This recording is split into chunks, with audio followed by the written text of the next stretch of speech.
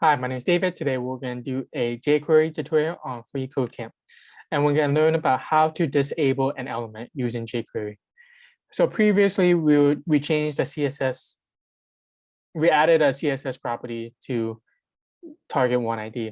But there's other things we can do as well. And we can change the non-CSS properties of HTML. So like the button ones. So these are buttons, and usually buttons, they get a hover effect, and then the cursor changed to a pointer where you can click on it. So we can disable that using a property, a function called prop, and we can disable it and say the true as the parameters for this. So for this exercise, it wants us to disable only the target one button. So we can get this,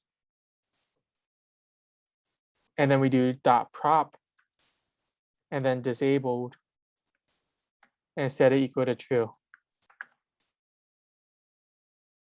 and semicolon to close it out. And we see we can click on it, and there's a X or circle across. I'm not sure what you call that, but that'll be it for this one. Thank you so much.